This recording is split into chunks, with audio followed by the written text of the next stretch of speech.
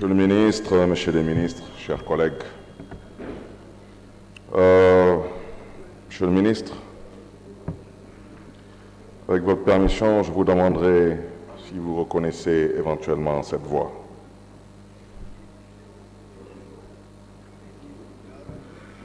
Très clair sur la question et ne laisse place à aucune interprétation. L'article 27 de la Constitution dit « Le président de la République est élu pour un mandat de 5 ans renouvelable une fois. Nul ne peut exercer plus de 2 mandats consécutifs. » Je vais répéter la phrase.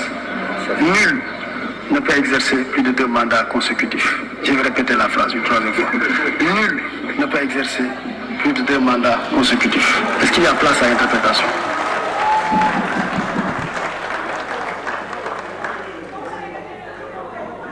Monsieur le ministre, vous voulez arrêter le chronomètre pour qu'on puisse un peu être sérieux, franchement. Monsieur le ministre, est-ce que vous pouvez dire à l'Assemblée nationale, parce que moi ce que j'ai dit, je maintiens mes propos et j'ai parlé dans un contexte de référendum qui malheureusement était une escroquerie intellectuelle.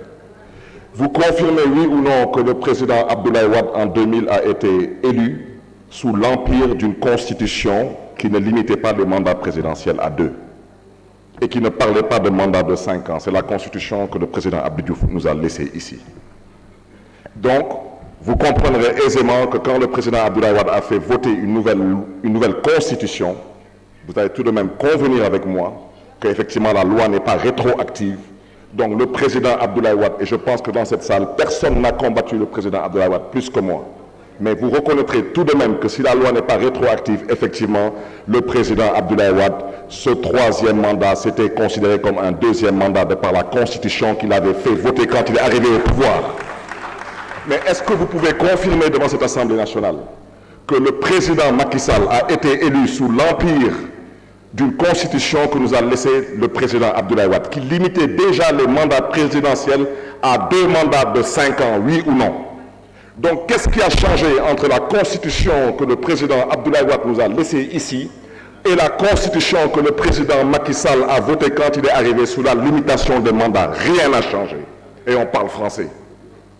Monsieur le ministre, par devoir de respect à l'intelligence des Sénégalais, dites-nous c'est quoi votre point de vue sur le 3e mandat que cherche à briguer M. Macky Sall. Parce qu'il a bel et bien été élu sur le régime d'une constitution qui limitait déjà le mandat à 2 et 2 mandats de 5 ans. Donc rien n'a changé. Monsieur le ministre, je ne vais pas trop abuser du temps. Ça a beaucoup parlé ici. Chers collègues, avec tout le respect qu'on se doit les uns et les autres, on parle beaucoup de violence. On combat tous la violence. Mais une chose est claire. Quand on installe une marionnette à la tête de l'Assemblée avec la présence de la gendarmerie, ça c'est aussi violent. Et ça, vous ne l'avez pas dénoncé. D'accord? Alors je vais vous dire une chose.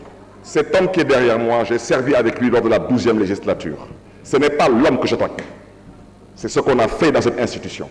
On a installé une marionnette. Ça aurait pu être n'importe qui d'entre vous, j'aurais dit, ou n'importe qui d'entre vous, j'aurais dit c'est une marionnette si les 165 députés n'ont pas eu le droit de pouvoir voter légalement et normalement. C'était de la violence physique, psychologique et morale.